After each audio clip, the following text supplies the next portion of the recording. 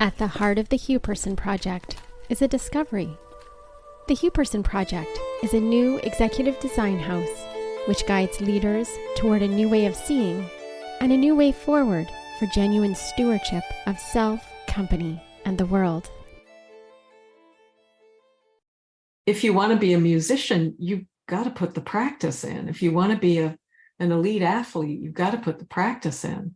One of the things they said about Michael Jordan in this opening this new category, like it was an opening for him. One of the statements they made is it's just a shoe until Michael Jordan steps into the shoe. And what his mother said at the very end about asking for a percentage of the shoe sales, which had never been done before. The industry did not do it. She said, look, the work that my son will do to be that extraordinary player that you said he could be, the work my son has to do is that. And he will do that. And turns out he did do that. And would it have been different had he signed with Adidas, whose leadership was unclear because the founder had died?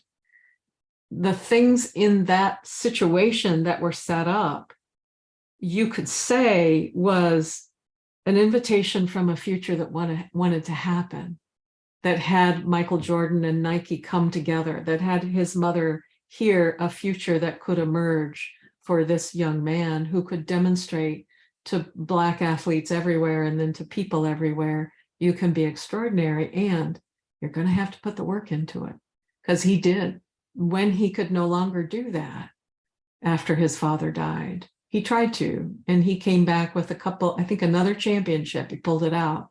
And after that, he was really done because he was saying, I did this work. I was this extraordinary. I went to the highest I could go. And now I'm stepping into another part of my life with that intact, but I'm now not that person. And I've accomplished being that person. So actually, they got the championship 3 times in a row. Exactly. He retired or went into baseball. Then his father died, and then he came back and they won 3 more again. Exactly. That's extraordinary. You've never seen another athlete do that at this point. I don't know, LeBron might be trying to do that, or the Golden State Warriors with Steve Kerr, they've taken it to another level. And that Michael was that and rose to what you're pointing to, Daniel.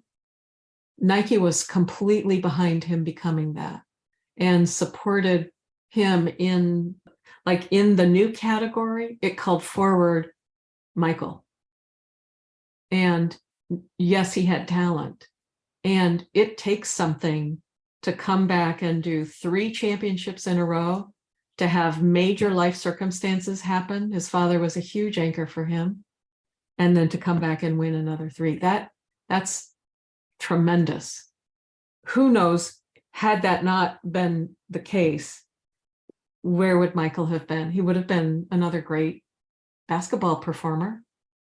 And would it have been, given the category recreated the possibility for Michael, what would have happened? And that's what we're talking about a CEO being at the intersection of all contradiction. You could actually see when a new category wants to emerge. You could see when there's something you're calling forward from the future that really needs to happen.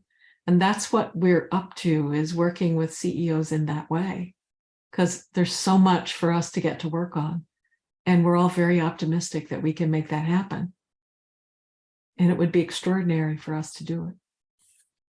There's also the aspect of what that new category design and the success it had enabled Phil Knight to do. Exactly. Yep. He would not have become, Nike wouldn't have gone where it went or who it became.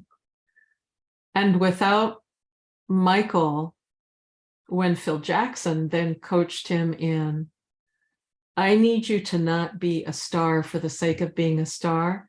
I need you to be a star leading this team forward.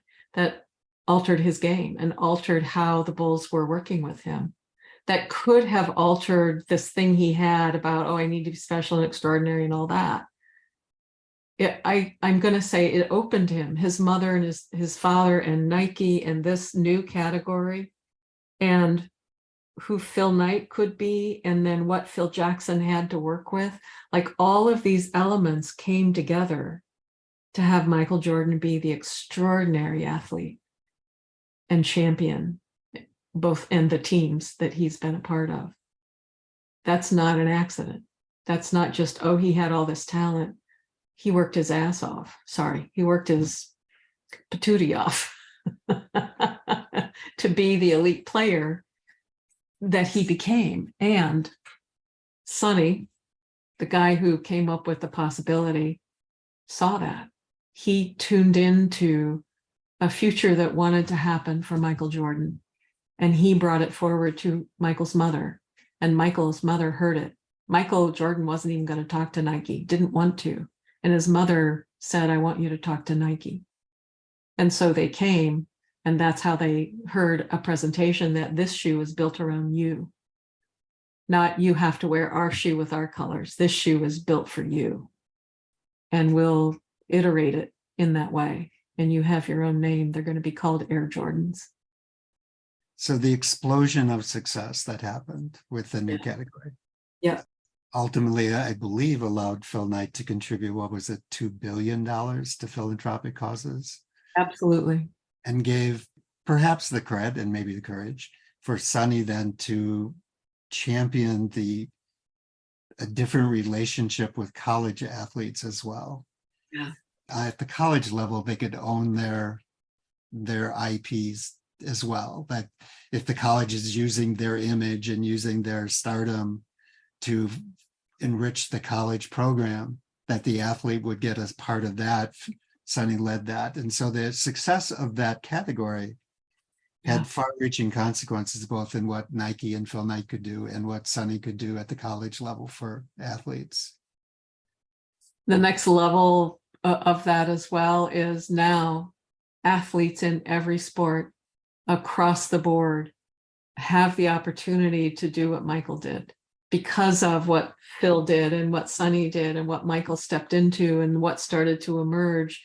It created a huge difference for athletes everywhere, men and women, to have their own brand or their own thing within a shoe company or a sport company. And that empowered athletes to step into and get the money and the support they needed to be exceptional. Which was an empowerment for their families as well. Exactly. So just the perhaps usually not foreseen and accounted for ripple effects of a category creation that presents unprecedented opportunities that are worth standing for. It's really why recognizing a CEO at the intersection of all contradictions with futures that are emerging, and for the CEO to be able to see that and pull that and stand for that, alters the world. And we can, and with the ripple effect that Daniel just spoke about. And that's the kind of difference we think can happen with the kind of support and the kind of development to be that kind of CEO that thrives at the intersection of all contradiction and sees new categories emerging and will step into and be willing to take the risk to move it. That's the kind of movement that can start to move us taking care of climate change or taking care of other things along the way. And that would be us changing the way we do business, because we've changed the way that our structure of mind that has us see possibilities we couldn't have seen before. You've been listening to the Hugh Person Project, where leading with the future is the difference that makes the difference.